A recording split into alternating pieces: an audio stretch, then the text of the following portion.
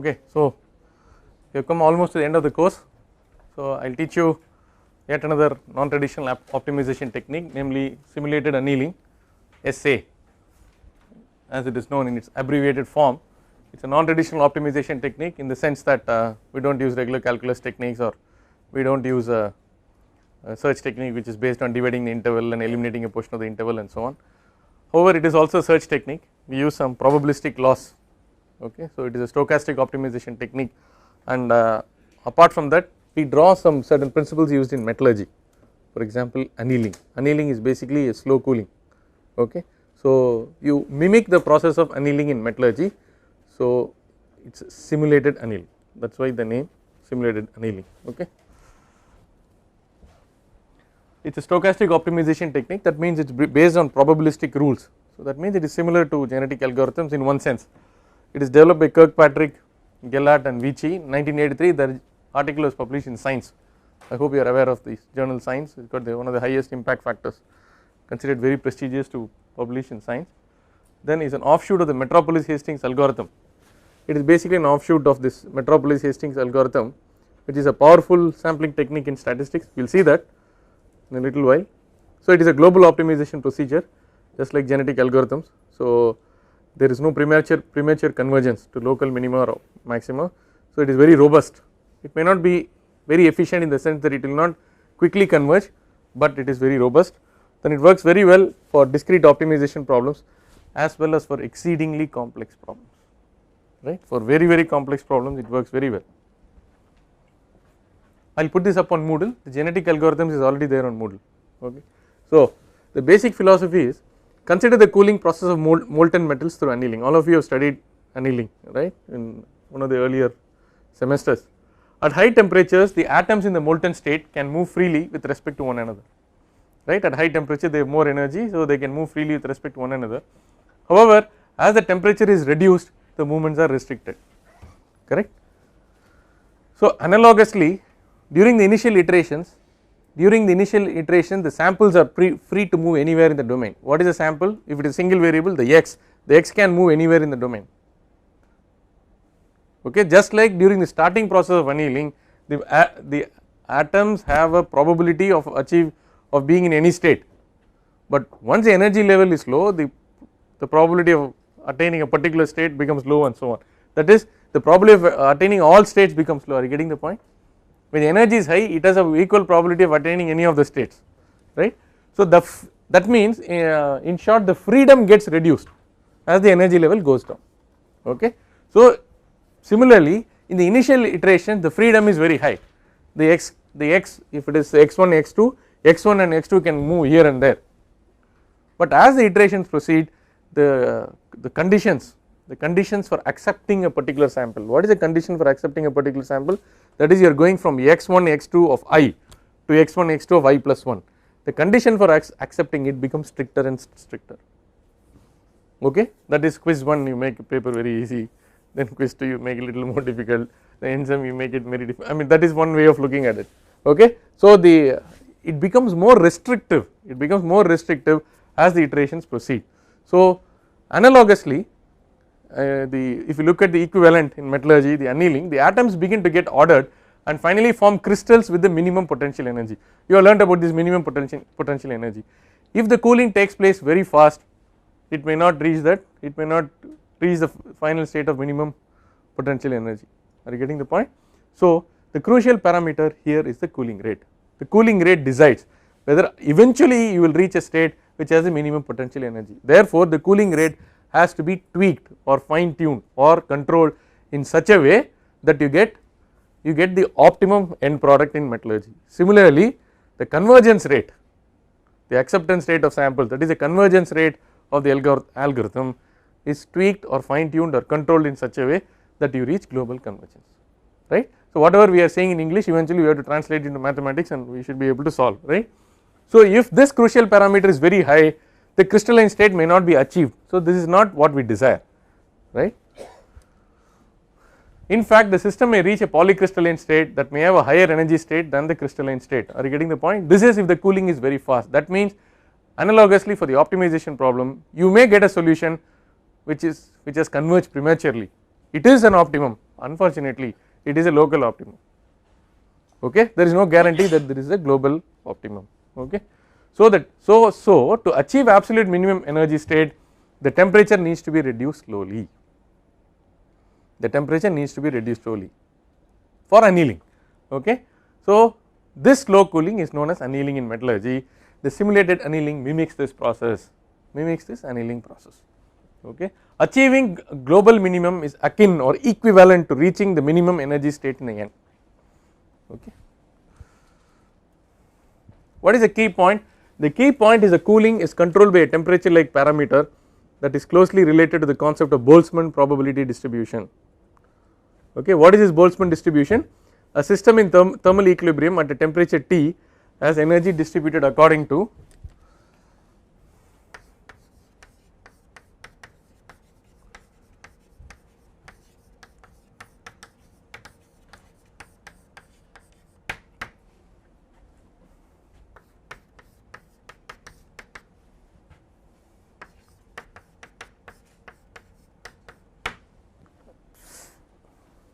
okay. So the K is the Boltzmann constant, T is the temperature,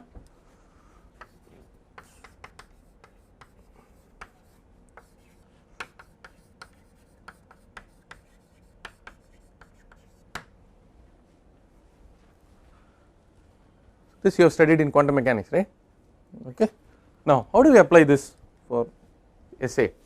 So this is equation 1. What does equation 1 suggest?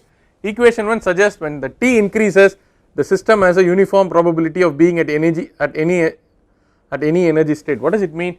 If T is very high, what does it mean? It is e to the power of minus of a very low quantity. E to the power of minus of a very low quantity is 1.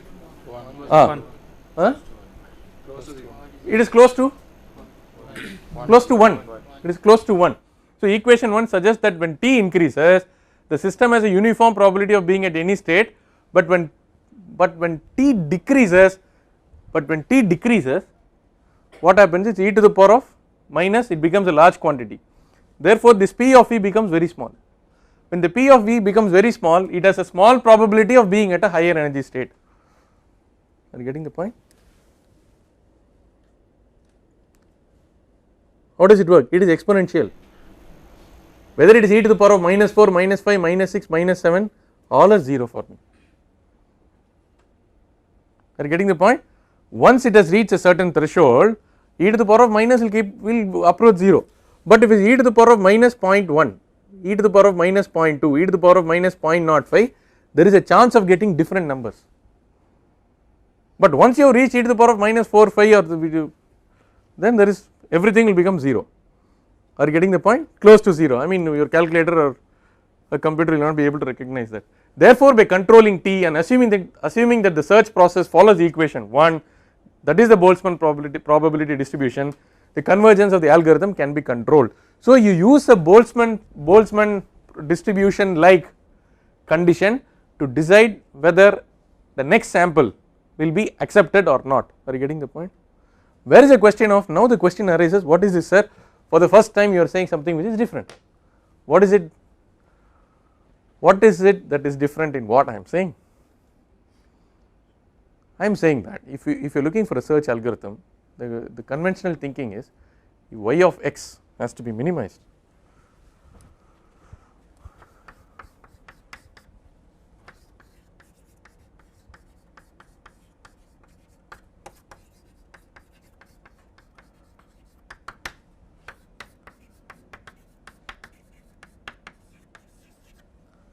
So I go to x0 to x1, okay, that is I am going from y0 to y1. When will you accept x1?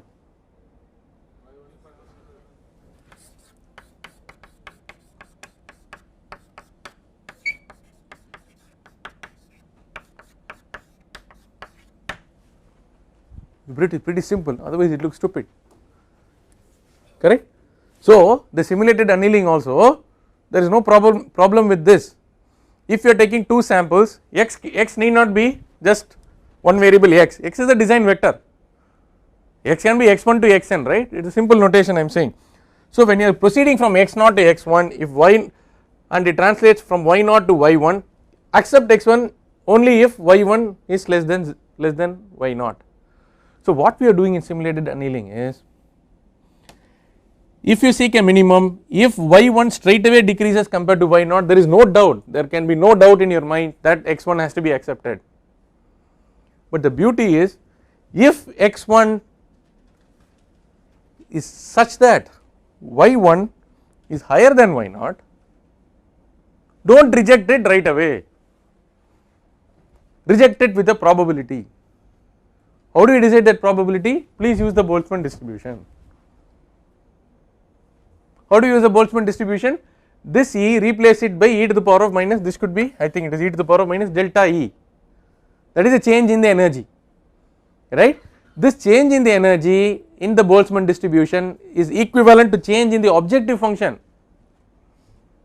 Boltzmann constant, keep k equal to, you can make k equal to 1 for our optimization. So you make k equal to 1, you make delta E equal to delta Y, and T is a temperature. So this temperature could be, there are several ways to depict or represent this temperature. This temperature could be the average value of Y when you start with a particular iteration. For example, how the system proceeds is like this. Initially you want to start, what you do is, if you have got only one x, let us say x, you will take 4 values of x, arbitrarily 4 values of x, calculate the 4 values of y, take the average. We started, the GA was like this, you have a y bar, you just assume that y bar is equal to t, okay, assume k is equal to 1, fine.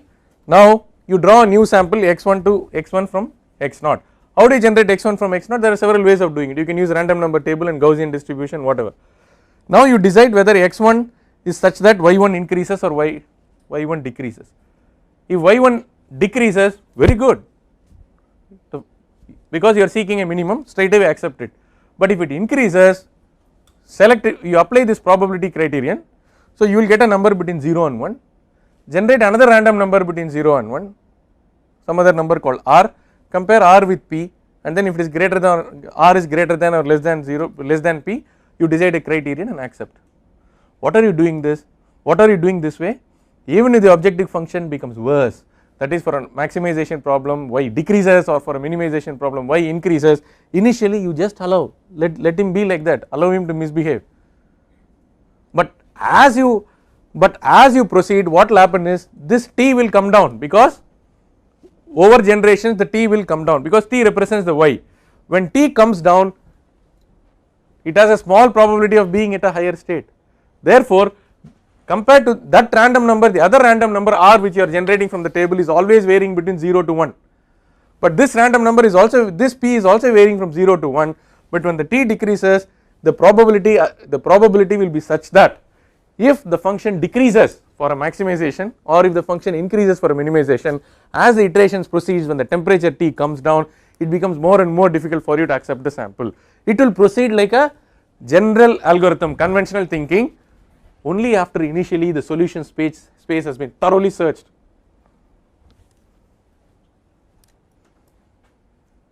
Is that clear? Okay. Now the slides are meaningless. Anyway, I explained the whole algorithm to you without the slide.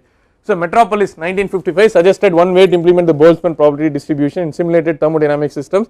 Whatever Metropolis suggested, I have already explained to you. Okay. So this can be also used for optimization problems.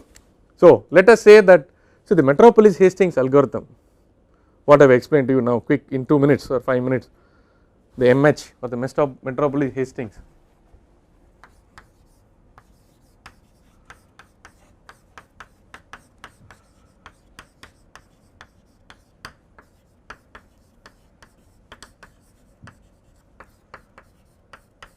It is basically a sampling algorithm. What is a sampling algorithm? A sampling algorithm is an algorithm which helps you get samples. What is a sample? x0 to x1, x1 to x2. How will you generate new samples? New samples will be based on some laws. When that is, whether you accept a new sample or not depends on some condition. If this condition is based on the Boltzmann distribution, that is a Metropolis Hastings algorithm. The Metropolis Hastings algorithm is has been listed as one of the 10 most powerful algorithms ever developed by man in any field.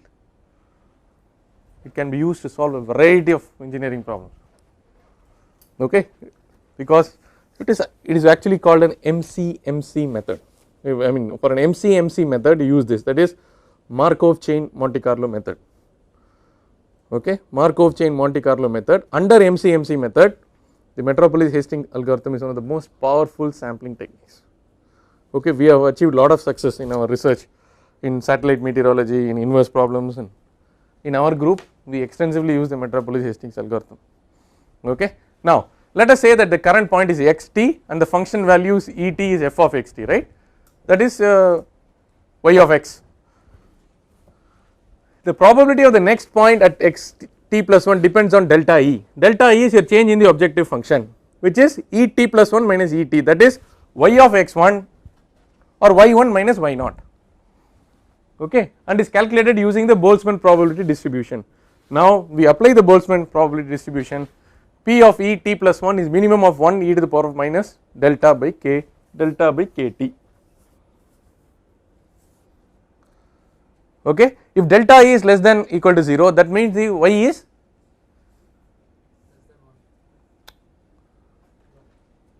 if delta E is less than 0, y1 is less than or greater than, delta E is less than 0, y1 is less than y0. For a minimization problem, if y1 is less than y0, you want to accept or reject, accept, okay. So if delta E is less than 0, the probability is 1 and xt of 1 is always accepted. We are not questioning conventional thinking, but while acceptance is straightforward, rejection is not straightforward, that is the essence.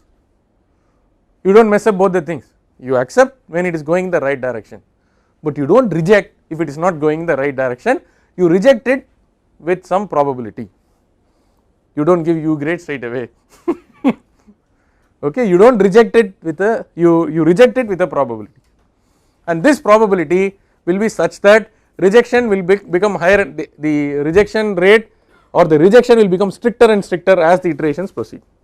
So the random number we generate will become higher and higher? No, random number will become 0 and 1 only, but the P will be such that P will become very close to 0, are you getting the point?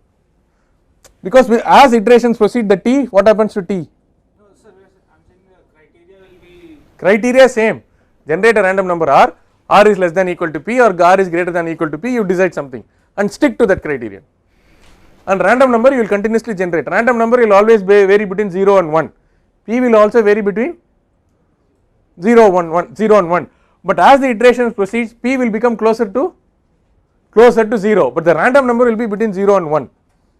So if you put a condition R less than equal to P, if R is less than equal to P, I accept the sample,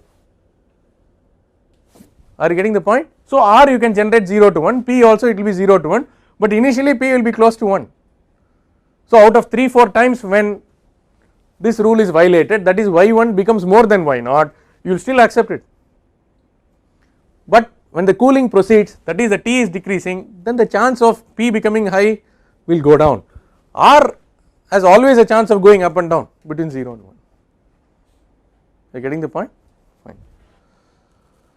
So the interesting situation happens when delta is greater than 0, which means y of t plus 1 is greater than y of t, so is worse compared to e of t. However, we do not reject x of t plus 1 right away. According to simulated annealing, there is some probability of selecting it even though it is worse than x1. However, this probability is not the same in all the situation, P actually depends on delta E and t, that is what I told you. If t is large, the probability is more or less high for points with largely disparate functional values, thus any point will be accepted for a large value of t, initially any point will be accepted. However, when t decreases, the chance of an arbitrary point being accepted is small. So SA is a point by point method generally, so unlike GA we start from one point and follow that point, okay, but however SA for multiple points is also there, that is also possible, but the original SA was a point by point method. So as usual it is a search technique, we begin with an initial search point and a high temperature T, the high temperature T is equal to y bar, for 3 or 4 values of y you take the average. A second point is created in the vicinity of the initial point and delta E is calculated. If delta is negative, the new point is accepted, otherwise the point is accepted with the probability of e to the power of minus delta E by kt where k is equal to 1. This completes one iteration. In the next generation again a new point is chosen, but now the temperature T is reduced, okay. That is you control the cooling rate. For the purposes of this class in the exam and all that, you can reduce T by 0.5, each time you can reduce it by 0.5, every iteration you reduce it by 0.5. You can reduce it to 0.25, 0.3 also, but we will for uniformity we will reduce it by 0.5. Huh? T represents y bar. So for maximization problem, y bar increases. We No, want. I am explaining the algorithm for only minimization. for minimization. You convert it to an equal minimization problem. How do you choose the next point? You have to use random number table, and I will explain to you. We will work out a problem, right? At every temperature, a number of points is usually tested before reducing the temperature, right? Convergence criterion T is very small or delta E is very small, right? This is how it. I have taken it from some of these things. So you can see that parameter A and B, if this is the solution, initially it will go zigzag, zigzag, zigzag. Finally, it will reach there.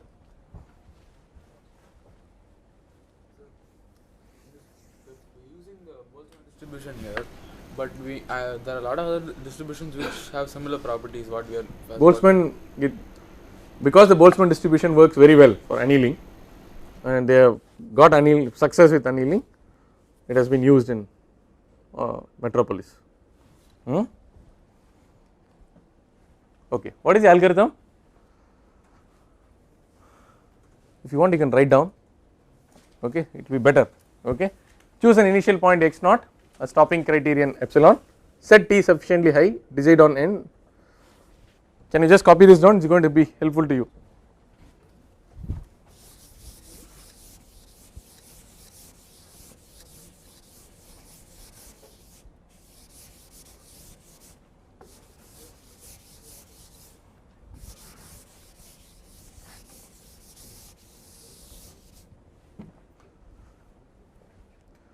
So choose an initial point x naught as stopping criterion epsilon, set T sufficiently high, decide on n and set T equal to 0. T is the counter, that is small t is the iteration counter. Calculate a neighboring point x t plus 1 is equal to n of x t. How do you do that?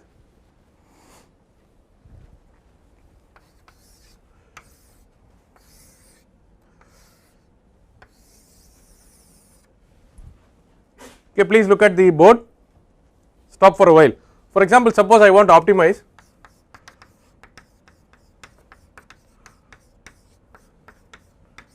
So this is the cargo ship problem, right? Let us say that 0.5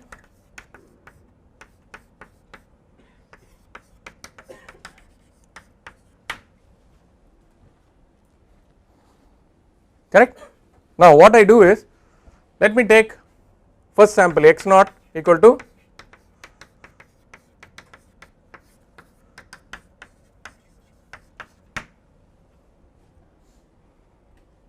okay. So I will take this as the mean. I do not want the samples to exceed, I do not want my samples to exceed 25.5, I do not want my samples to fall below 0.5, okay. So 99% of the time I can do this if I follow a Gaussian or a normal distribution whose mean is equal to 13 meters per second and whose 3 sigma is given by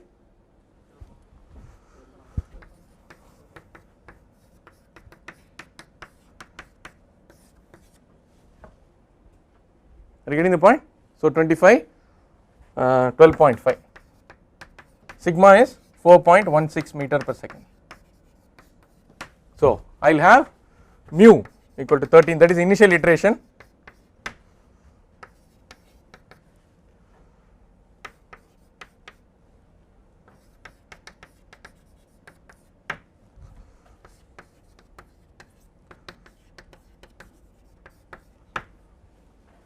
so I start with mu, that is x naught.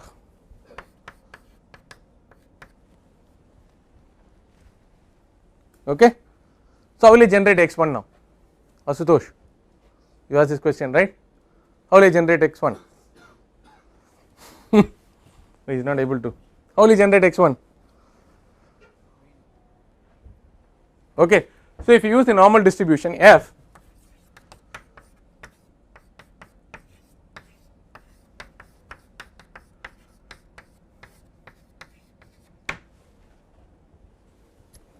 Okay. So what is the ordinate of this? What is the ordinate of this distribution? When x equal to mu, what happens? F equal to?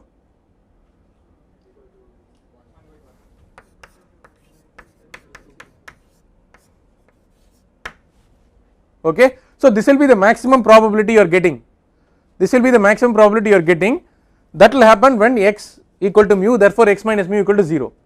But your probability, the random number, so yeah, what I will do is, I will use the first column, generate a random number, I will assign that to f, okay.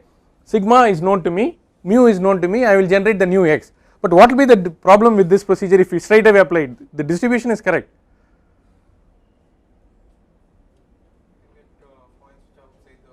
No, points outside, sometimes it may lead to some meaningless this thing, because sigma is very high here, are you getting the point, and f is between 0 and 1, but in the maximum f should be only 1 by root of 2 pi sigma, therefore you have to use the normalized standard distribution.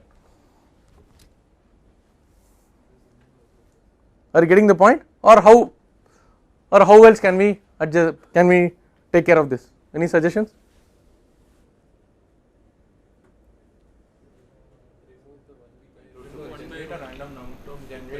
Something like a random normal, and we convert it to whatever. Yeah, how we have to implement now. We use it in whatever value of sigma, and we just add that random number to this, the existing value. What? And then we generate a random. Okay, no, you have the table, you generate the first random number. Okay, then. From that random number, we generate a random normal, and then we can generate random normal. Random normal means what? What are you saying? Standard normal n01. Okay. So I generate n01. I convert that using I convert that to n0 sigma. Choose some value of sigma which I want, which is some small part of the domain, and add that to x and xt to get xt plus 1. No. Okay. So is it like this? If I understand you right, are you saying that? Suppose I say x1.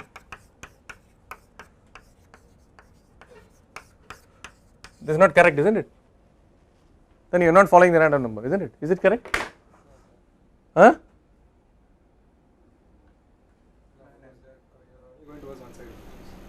No. But random normal is on both sides. No, but what is that rand now? Is it the random number you are taking from the table? No. Okay, so I am not sure whether this is. Why I am discussing it at length is, it is this simulated annealing is a research algorithm, it is not discussed in textbooks. Okay, there is no standard procedure available, you cannot, it is not written in 10 textbooks, and we solve it in a particular way. I want to see whether first time when I propose this to you, you can come up with something. Yeah, now I want suggestions. We still have 20 minutes. Okay, now we have we want to generate randomly a sample. We have this sample, we want to go either here or here. So I want x1. Between 0 and 1 by root of 2 pi. You can generate a random number Between 0 and 1 by root of 2 pi. So now we are cooking with fire. So you generate a random number between 0 and 1 by root of 2 pi. How do you do that? You just divide the random number by root of 2 pi sigma, that is it. The problem is solved. Ashutosh, does it answer your question? It leaves you more confused. See, if the right hand side is varying between 0 and 1, there is no problem. But right hand side, the ordinate is, when this becomes 0, it becomes only 1 by root of 2 pi sigma. That means I am not using a standard or standard normal, I mean normalized normal distribution. I do not want to complicate things. After all, I want one sample. Suppose I want to normalize, and every time I normalize, my sigma may change, it will lead to a lot of mess. I want to quickly get over to this thing. I do not care about Gaussian distribution, but I want a random sample. I have to follow some rules, that is why I am using this fellow, right. Now, because f can vary between 0 to 1, if suppose by chance I am getting f 0.99, one random number could be 0.9. If I put 99, this may lead to completely arbitrary results. Are you getting the point? Because this will be e to the power of minus will be something. So it will go completely outside the range, or it will lead to some silly results. So therefore, it is important for us to keep f between 0 and 1 by root of 2 pi sigma. So generate a random number, divide it by root of 2 pi sigma, and then equate it. Now there is a thing that it is x minus mu whole square. When you generate a new x1, it will always go to one side, isn't it? Is everybody able to follow what I am saying? I am teaching funda concepts. Okay, so when you take x minus mu whole square, it will always go to one side. You use another random number. Take the random number for 0 in the row 5. Generate another random number gamma or k. If k is between 0 to 0.5, put plus delta x. If it is less than 0.5, minus delta x. So many things are required. But this is the variety you are introducing by putting so many stochastic things. You are doing that zigzag. So therefore, if there is a treacherous function which goes up and down, this fellow will not live. He will catch him. But if your golden section search and all that will work only for unimodal. This fellow on GA can catch any fellow. Are you getting that point? But they will be slow, but they will catch. And it is infinitely superior to exhaustive search, because there is some funda based. Exhaustive search, there is no funda. Okay, it is funda based. Are you getting the point? Now, have you written all the 4? Everybody through with this? Okay. So calculate a neighboring point xt plus 1 is n of xt. N of xt is the normal distribution which we have seen. So using a random point in the neighborhood, it is created if delta E is et plus 1 minus delta t is less than 0, set t is equal to t plus 1, that is move to the new point. Else create a random number in the range 0 to 1. So this random number should be from the row 3 or row 4, okay, in your random number table. If it is less than e to the power of, if r is less than equal to e to the power of minus delta by t, set t equal to t plus 1. So this is p probability, r less than equal to p, you can set that criterion. Okay. So please note that you have to use 3 sets of random numbers for simulated annealing. The first set of random number is for the sampling, so you can stick to row 1 and 2 for this. Row 3 of the table you can use for generating r, and row 4 or row 5 you can use it for generating that k or whatever, which will decide whether the delta x will go into the right side of the mean or to the left side of the mean. Okay. So if xt if less than your criterion, stop, else reduce. And cooling schedule, what is our cooling schedule? Cooling schedule is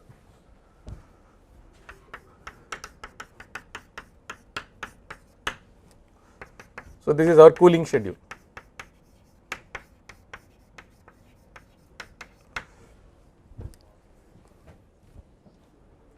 Okay, t and n govern the convergence.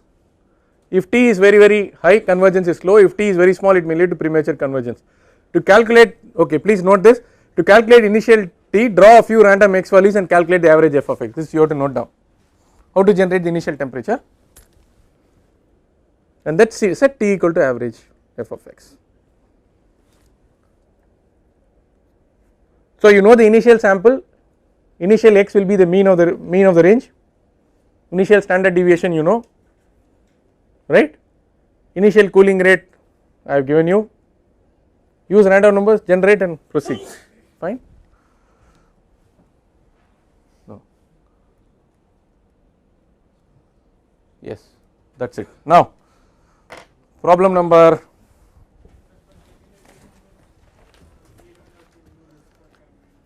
for calculating. You don't have to do. For second iteration onwards, t is equal to t by 2. You don't have to do that. Okay. I'll put the question paper on Moodle.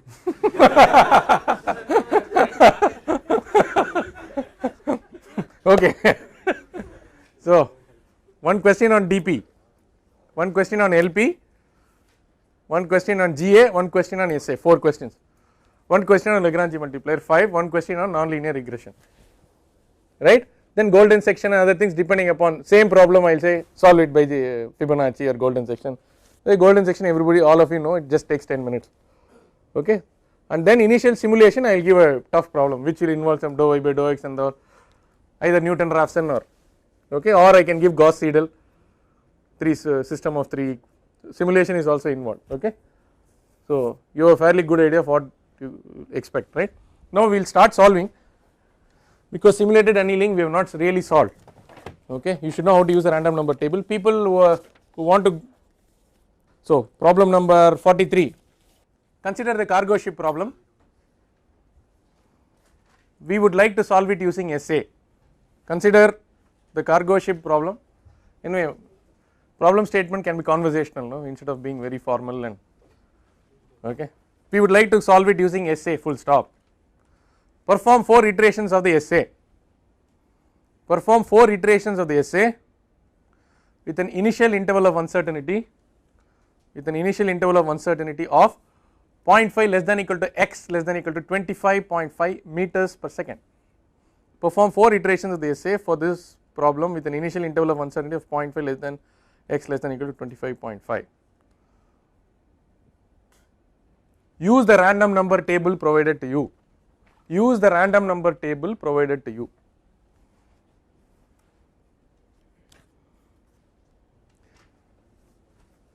I want to use the board. Shall we minimize? Shall we put it on standby? I will use it again.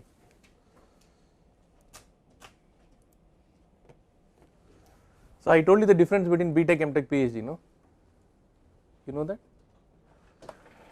You don't know? Oh. Oh. Anyway, before it starts solving the, before everybody gets, if you think you know everything, you will get BTech. Okay. If you begin to doubt that you know anything at all, you will get MTech. Okay. If you are convinced that you don't know anything, and you are also convinced that others also don't know anything, you will get PhD. Okay. Now if you are convinced that you don't know anything at all, if you are convinced that others also don't know anything at all, and you are more importantly you are also convinced that in your lifetime nobody can ever figure out that you don't know anything at all, you become a prof.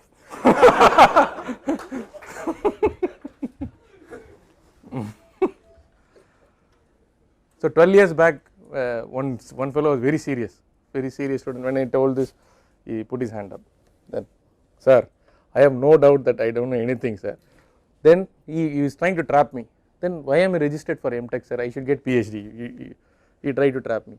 I said that you still think that I know.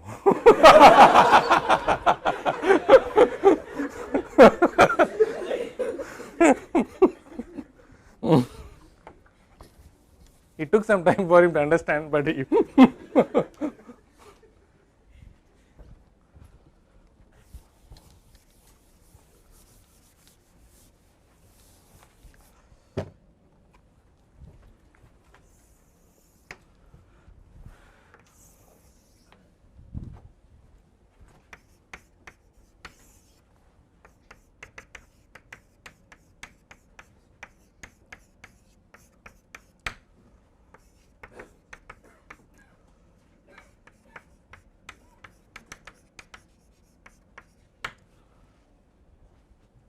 okay. Now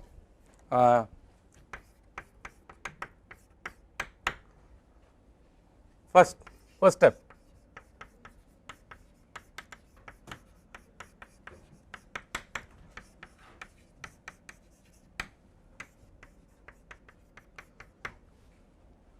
that means use 4 values. See, all of us calculated 4 values using GA, right? We will use that itself. Go to the problem 42, using GA we started with 4. So we got y bar. What was the y bar? 96 point? Okay. So y bar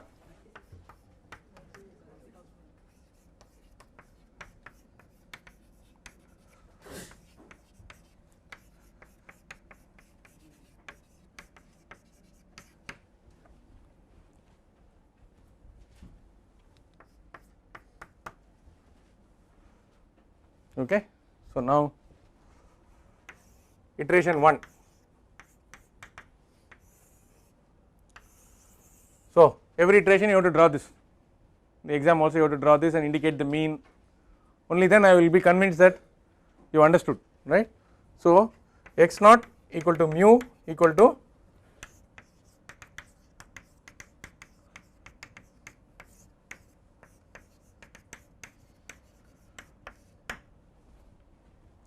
So the x naught, so sigma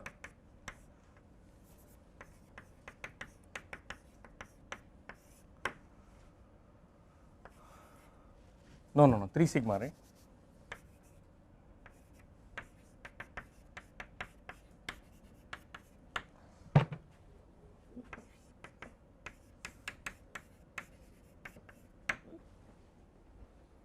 Okay, each time you have to write this.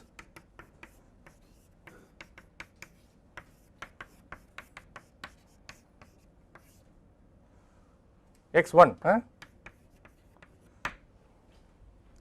What is the objective of writing the Gaussian distribution? We have to solve this equation to get, solve this equation to obtain, what is it? X1, good. So solve this to get X1.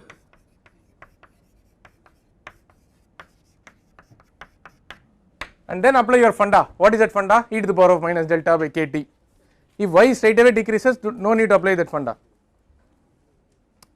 If it goes in the wrong direction, you have to apply that funda. Okay. Now, generate f. First row.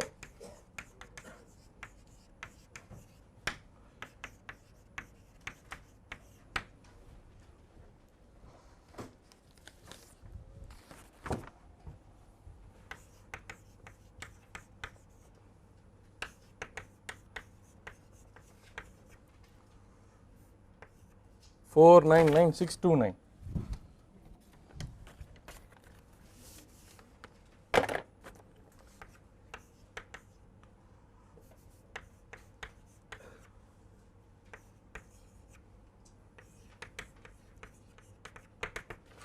Can you show this? Please show that, because the other students don't have this, or you can show this. Okay, not for you guys. So we want to use this. This is the random number table. So a lot of such random number tables are available, freely available in the internet, and also available in the appendices of standard mathematics textbooks or probability and statistics textbook. Here is one such table. So we will start with this. Okay, generate the first random number. First random number is 0.001213. Now that is a f value. So we use this.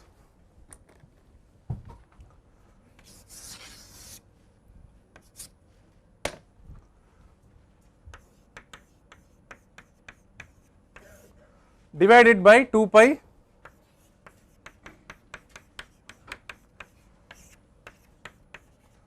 normalize this.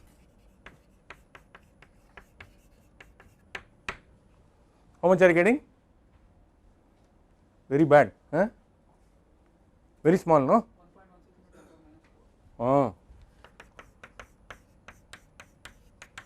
So 1.16 into 10 to the power of minus 4 equal to 1 by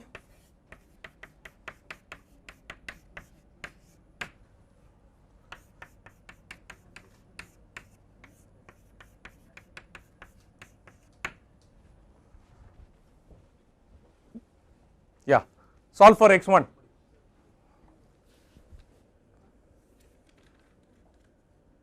Is it okay?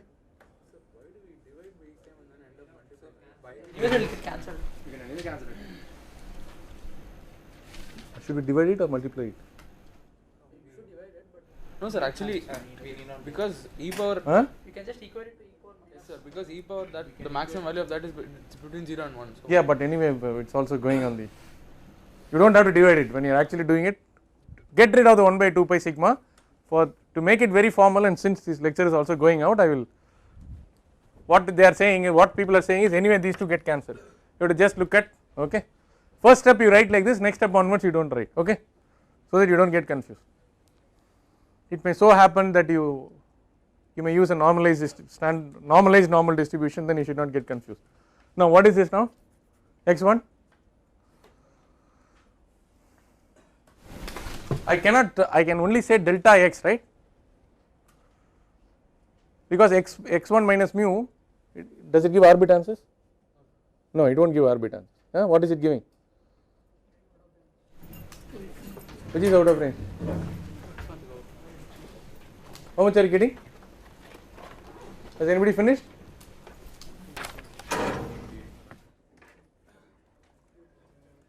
Huh?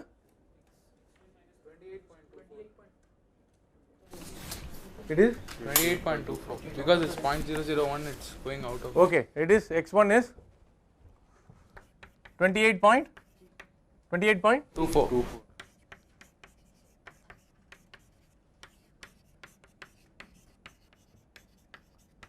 I am sorry, out of range. Choose second random number.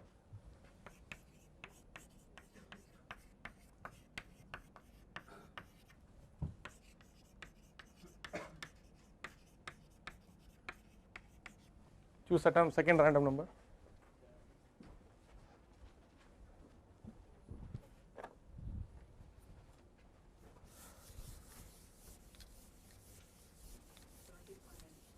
Huh?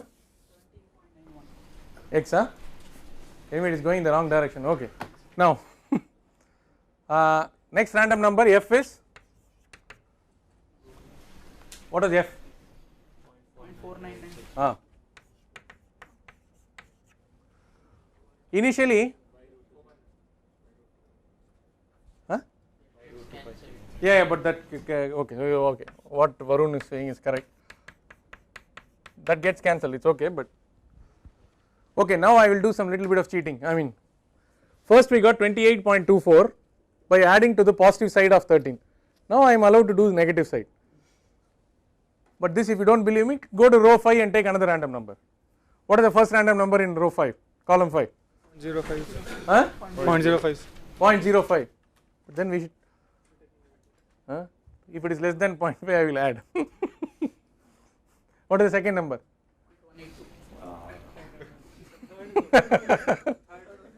Okay, we will start from second because I know the answer, man, 10.4 meters per second. Are you getting the point? But you should not do all this in the exam. So go strictly by the random number. See, I told you whether delta x will become positive or negative, this is a square.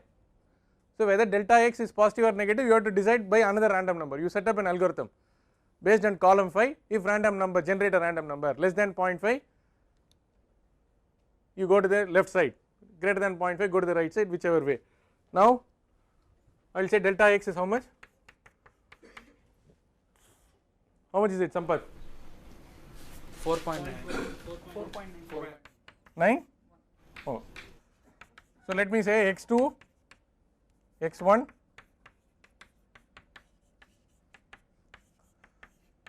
eight point, huh?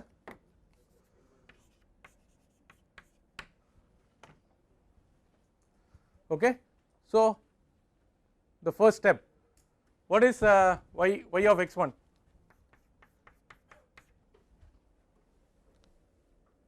What is y of x naught?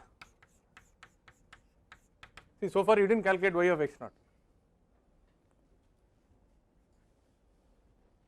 What is y of x naught? This is 68.68. This is? Okay. Lakhs. What about y of x naught? No, y of x naught. Huh? At 13.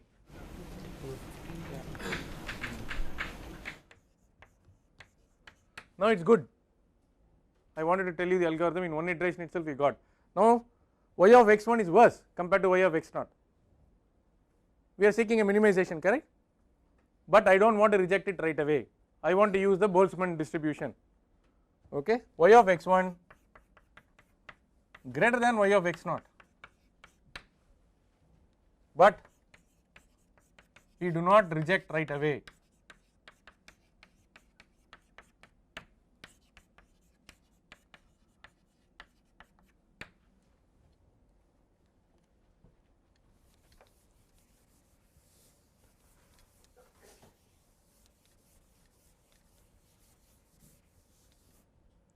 So generate random number R.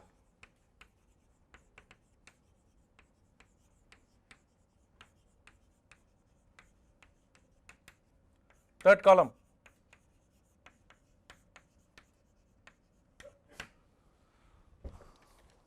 So third column, What is the first one? 57? Okay. R equal to 0.5788.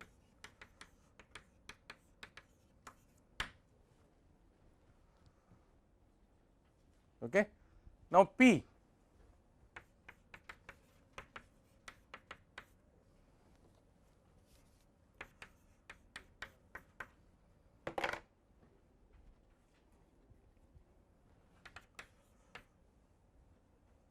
Delta is how much? 0.27? 98.61. Huh? Yes.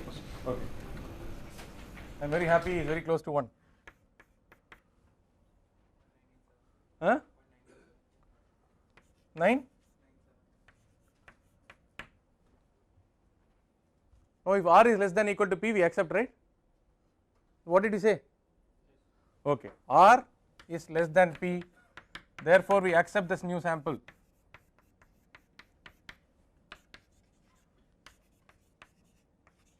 Even though it went down. That is the simulated annealing. It may look counterintuitive, but in the long run it works, because now next iteration I am going to say T1 equal to T0 by 2. Okay, we will do one more iteration and then we can close.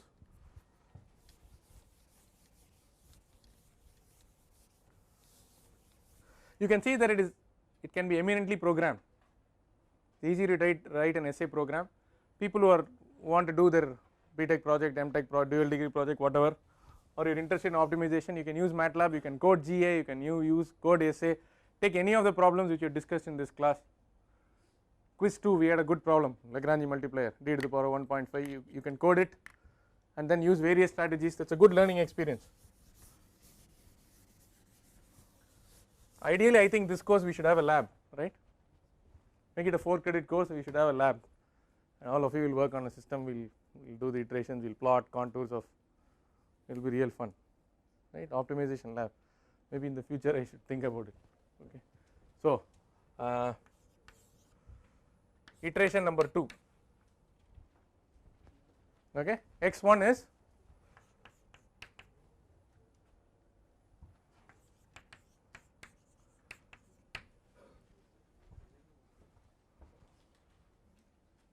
T1,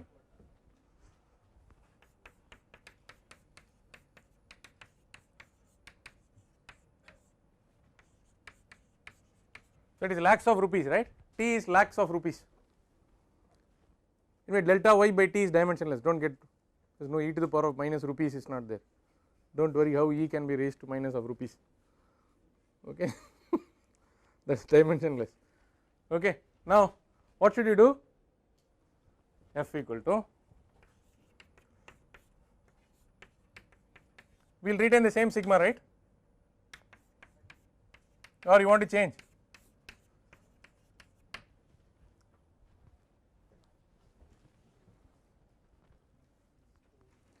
Now what will be the mu? Huh? Mu will be, don't get stuck with the old mu, this is mu 1. Are you getting the point? The new, the sam,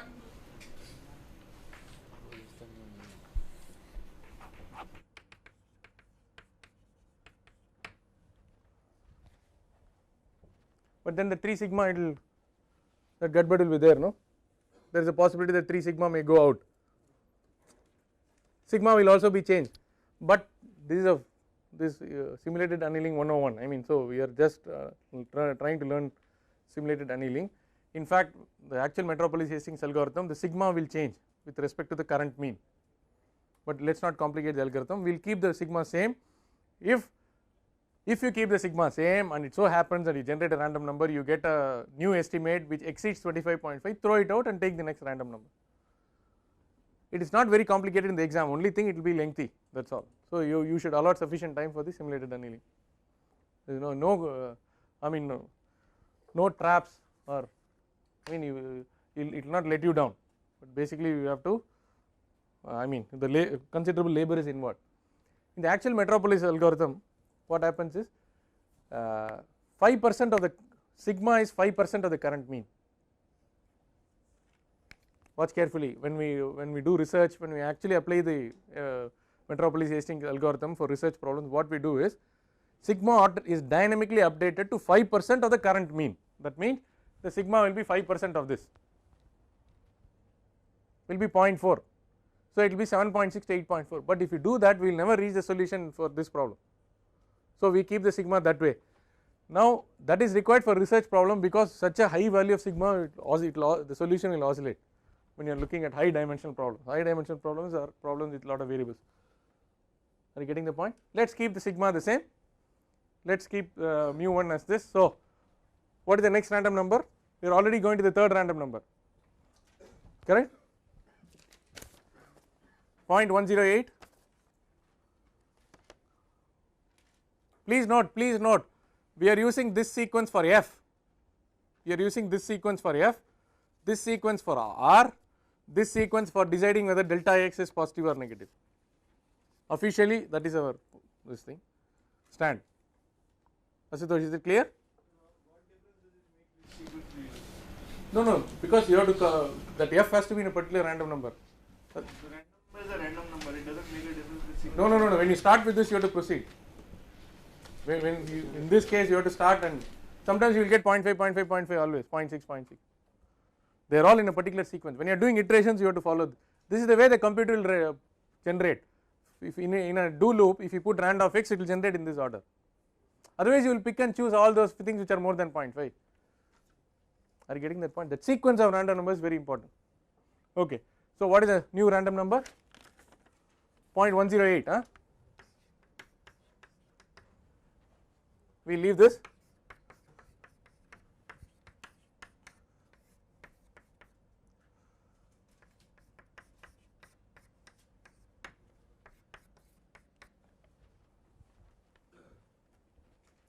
And tell me whether it is going to be positive or negative. What are you getting, Varun? Why? Okay. You are getting high value, no? Huh? Which one? Delta x 8.7. Okay. X2 is, you add plus 8.7, 16.78.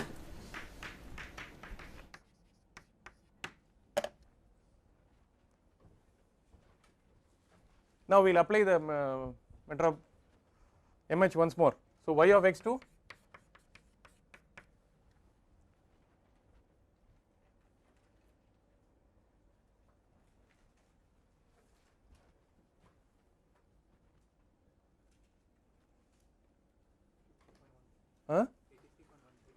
83.13.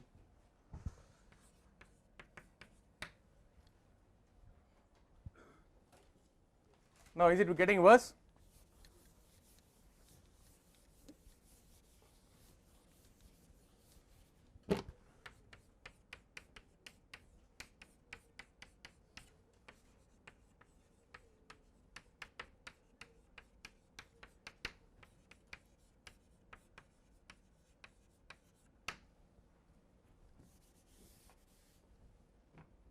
Correct? We do not reject right away. R. What is the new R?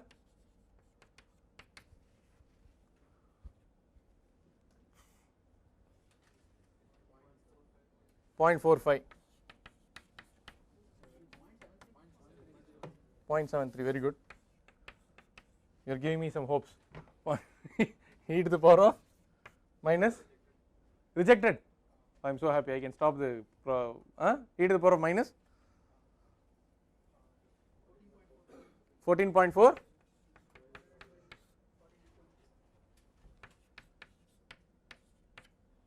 $49.31. Okay. What is this? 7? Then how can you reject? Accept, huh? It's closer, you can reject.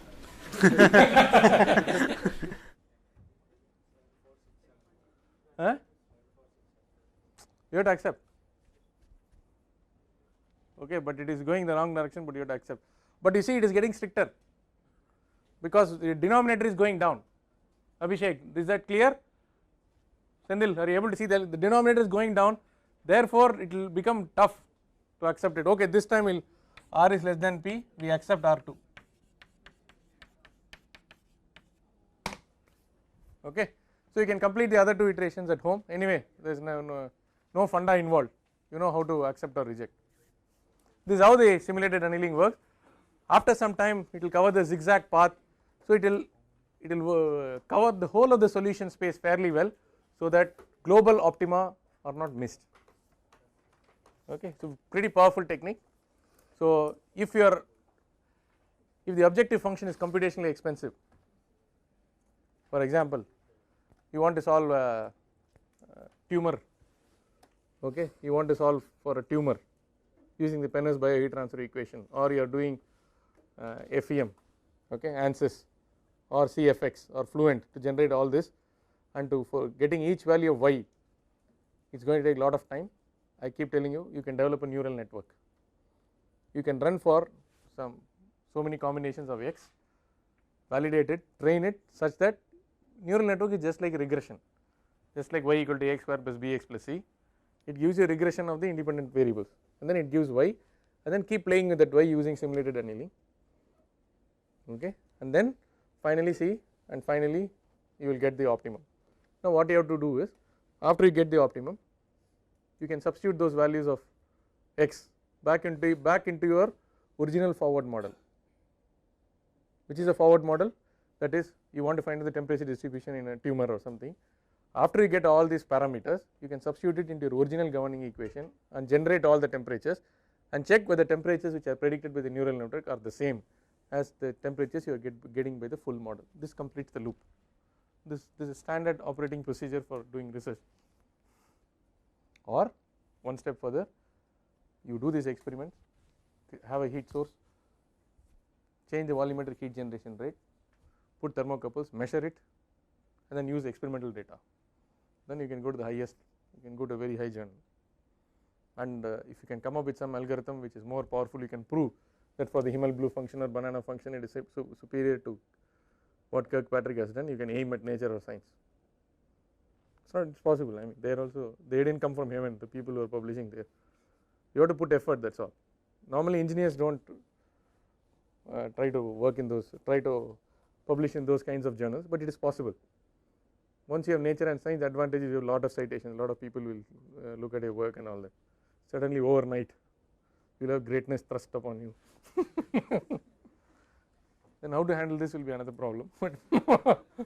Okay, now I will summarize the whole course. That is my cooling rate algorithm. I am suggesting that T can be reduced by half. You can have different rates. So ultimately what is the best reduction in cooling rate, that you have to decide based on your problem. You do not want it to reduce it by 4 times or 8 times or 10 times, because the rejection will become rejection will become very strict. It will accelerate your convergence, but premature convergence. So between the devil and deep sea, you have to.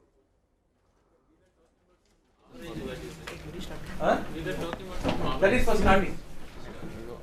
Only for starting you got the average. Then because initially what is the T you didn't know, so you took for average of 4 values and okay. Mu value. No, it can't really compare. That is a new value.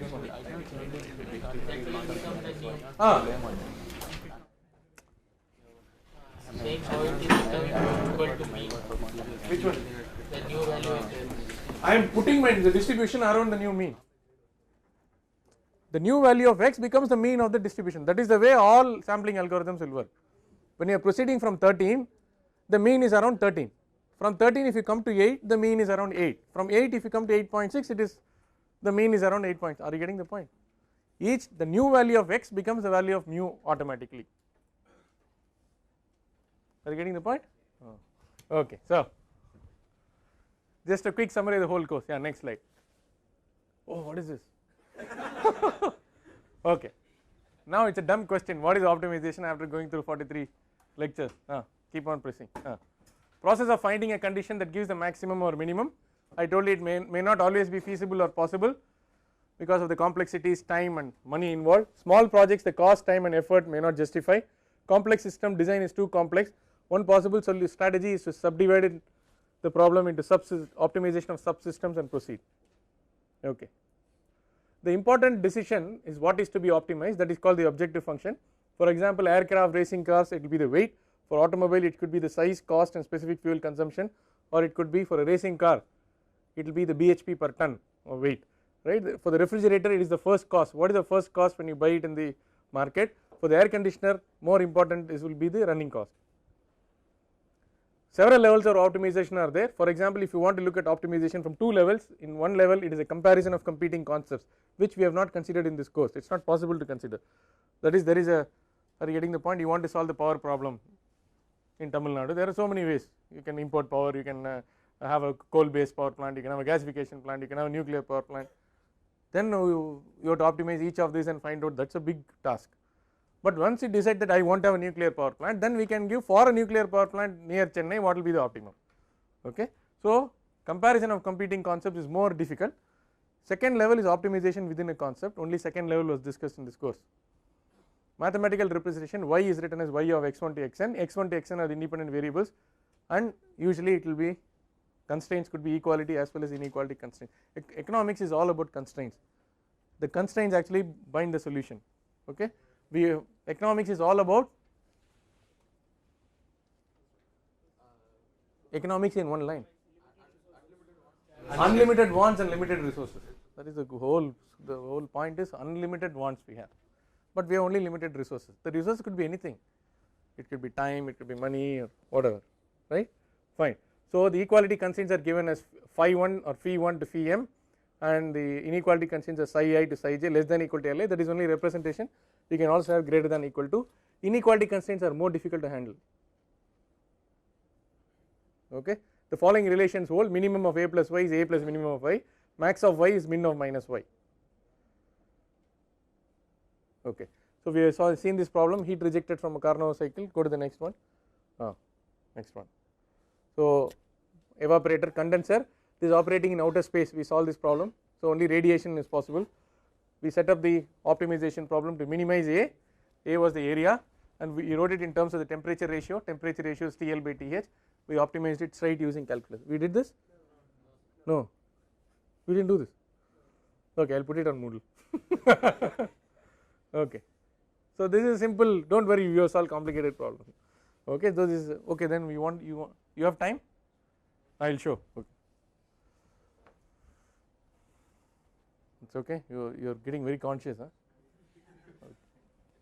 Now you know how difficult it is. Okay. So the work output is efficiency into the Q in. From thermodynamics, you know that first law of thermodynamics, Q out is Q in minus QW. So I am writing Q out in terms of W and eta, where eta is efficiency. I am keeping W fixed. So whatever heat is rejected is also the heat which is rejected from the condenser, right, in a power plant. The heat rejected from a condenser of a power plant operating in outer space is basically heat rejected by radiation alone. That can be given by the Stefan-Boltzmann's constant. We assume the outer temperature to be 0, you have epsilon sigma A TL, temperature of the condenser, to the power of 4 minus 0. Okay. Now I have written epsilon sigma A T to the power of 4 is W into eta for a Carnot engine can be written as 1 minus T2 by T1. T2 is T low, TL, T1 is TH. I write it in terms of TL and TH. Now I am just doing some mathematical manipulation and I am writing out an expression for the area A. I want to minimize the area A. A is W, W is fixed, emissivity is fixed, Boltzmann constant is fixed, TL is fixed. I want to find out what is the ratio of TL by TH, that I call as A. So I am posing this optimization problem in terms of X. X is the temperature ratio. What is the temperature ratio? Yeah. Now you can solve it by calculus. If you solve it, you are getting the minimum occurs around 0.75. That is TL by TH is 0.7. A simple calculus based approach for a one variable problem. This just to give you an idea of how to formulate an optimization problem. From English, you apply the laws of physics and convert it into a mathematical form. After you convert it to mathematical form, you have to decide an appropriate strategy for solving the optimization problem. After you get the results, you have to do post processing. You should be in a position to analyze. Okay, you should be in a position to analyze the results and then in Lagrange multiplier and all that, it is possible to do post optimality analysis, okay, sensitivity coefficients. So optimization procedures, calculus methods and search methods, two broad categories. Most powerful is the Lagrange multiplier method, uses derivatives to indicate optimum. So the existence of derivatives is mandatory. So this method starts that the optimum is reached when del y is minus lambda del phi equal to 0. Graphically we saw how this works. Graphically we saw here itself we can see that lambda equal to del y divided by del phi. Lambda is the change in the objective function with the change in the constraint. So it is a sensitivity coefficient, it is also the shadow price, right. So there are m constraints, so m constraint equations, n variables, so n plus m equations, n plus m variables, lambdas are called the Lagrange multipliers. So m must be less than or equal to n. So that is a problem with the equality constraint. If m equal to n, directly the constraints can be solved, that is the solution whether you like it or not, okay. For an unconstrained problem, this reduces to del y by del x1 equal to del y by del x2 and so on. Second order derivatives are necessary to verify this. We use the Hessian and evaluate it, okay. Yeah, so it is a depiction of a two variable problem where the minimum occurs, dou y by dou x1 equal to dou y by dou x2 equal to 0. Yeah, search methods are based on eliminating a portion of the interval or on systematically climbing to the top. So you have elimination or hill climbing techniques. In both these techniques there is a progressive improvement of y keeps on increasing or decreasing depending upon whether you are solving a maximization or minimization problem. It is the ultimate approach if other methods fail, right, but sometimes there is no systematic procedure which is followed, that so you may feel that it is a helter-skelter method of searching, but generally in many of the methods, even though it is mad, there is a, as they say, there is a method in the madness, okay. So single variable, multivariable, broadly optimization problems can be classified to single and multivariable, constrained and unconstrained. So we saw the exhaustive search, the efficient search, dichotomous and Fibonacci search, we also saw the golden section search. Multivariable unconstrained, I told you the lattice method, east, west, north, south, northeast, northwest, southwest, southeast, and univariate search method is converting it to one variable problem and solving one variable at a time. Then steepest ascent or steepest descent. Please remember, lattice, univariate and steepest ascent can be applied only to unconstrained optimization problems, okay. And then, are you getting the point? So we have delta x1 divided by dou y by dou x1 is equal to delta x2, that is the steepest ascent. You fix delta x1 and then get all the other delta x's, or choose in terms of alpha and decide how much you will go. That is, there are two strategies for that. Multivariable constraint, we did not look at many techniques, but I told you how to convert it into an equivalent unconstrained problem by putting a penalty on violation of the constraint, and the penalty square, there will be a square of the constraint term so that it is always positive. For a minimization problem the penalty will be plus, for a maximization problem the penalty will be minus. For minimization the penalty will be addition of cost, for a maximization it is a reduction in profit, though you would love to put a minus sign for the minimization problem, it is counterintuitive, right. I explained this to you several times, okay. So the most important funda in any search method is the interval of uncertainty.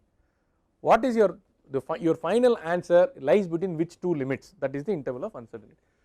So the precise point of optimization is never known because you do not solve using calculus. So you can only specify the interval of uncertainty, the interval of uncertainty should keep on reducing, and the original interval of uncertainty divided by your new interval of uncertainty gives the RR or the reduction ratio of the algorithm. So this is basically a very simple depiction of how to use the 2-point method to basically, you can see that the function is increasing, it is monotonic. So I can only say that the optimum lies somewhere between y4 and y6. I cannot say that it is left of y5 or y5, x5 or the right of x5, but I am sure that it is lying between a and b or x4 and x6, okay. So with respect to the field, that was an exhaustive search, equal interval, 2 I naught by n plus 1 or I naught by n plus 1 by 2. So n plus 1 by 2 is the RR of this algorithm, okay. So this basically, so if it goes like this, if the function goes like this, if maximum is sought, so this is, so since y of xb is greater than y of xa, region to the right of xa has to be retained, okay. Valid only for unimodal functions. For dichotom search it goes as RR goes as 2 power n by 2. For Fibonacci method, Fibonacci series is used. For golden section search the golden mean is used, okay, 0.618 or 1.618. So the ratio of the consecutive numbers in the Fibonacci search also approaches 0.618, okay. let us consider the steepest multivariable unconstrained, let us consider the steepest ascent or steepest descent. You start for a single variable problem, you start with a particular point and systematically reach the top. For a 2 variable problem, you go in the steepest descent direction or ascent direction and reach the top. At each point, trial point, the gradient vector is calculated, the search proceeds along this vector, the direction is chosen so that y increases if a maximum is sought. Are you getting the point? Whether it is going to be positive delta x or negative delta x depends upon whether dy by dx is positive or negative, and you want a minimum or maximum, that condition was there. So this is the condition. So if you choose delta x1, all the other delta x's can be obtained, or simultaneously you can choose by defining an alpha and solving for alpha each time. So choose the increment for one variable and calculate for other variables. Okay. So consider the problem minimizing. So x1 squared, x is the numerator first term, x1 x2 in the denominator in the second term, third term. So you can do dy by dx, dy by dx2. Yeah, next. So we need a minimum. So please go to the next one. So you can start with 0.5. I have a delta x of 0.3. So I think we solve this, right? So 0.5, 0.8, 2, it becomes like this. When suddenly the function becomes funny, then you reduce the delta x1. So this is an easy method, or you have to calculate alpha. Okay. So this is basically, finally you can see that dy by dx1 and dy by dx2 are not changing much. So the solution is 2.4 and 0.7686. For multivariable constrained optimization, penalty function method is very important, is very powerful. The constrained optimization problem is converted to an unconstrained problem by creating the what is called the composite objective function, which takes care of both the objective function and the constraints. The penalty parameter penalizes the objective function for violating the constraints. The resulting unconstrained problem is solved using known techniques. Solve the problem with different values of penalty. If there is no significant change in optimum, then stop. Okay. Other optimization techniques, linear programming, applicable only if the objective function and constraints are linear combinations of the independent variables. So we solve the LP problems using two techniques, the graphical method for 2 variables and also the method of slack variables. A systematic way of performing the method of slack variables is the simplex method, which some of you must have learned in operations research. Geometric programming is basically objective function is the sum of exponents. I didn't cover this because there aren't many problems in thermal sciences which are amenable to geometric programming. Dynamic programming, when a whole problem can be subdivided into stages, then you try to optimize with respect to each and every stage and proceed from your starting point to the destination. A new techniques, several new non-traditional techniques or non-classical optimization technique like genetic algorithm, simulated annealing, and also neural network can be used for optimization. That means you train a neural network and exhaustively search, you trivialize the problem to a certain extent, but sometimes very complex problems cannot be handled this way.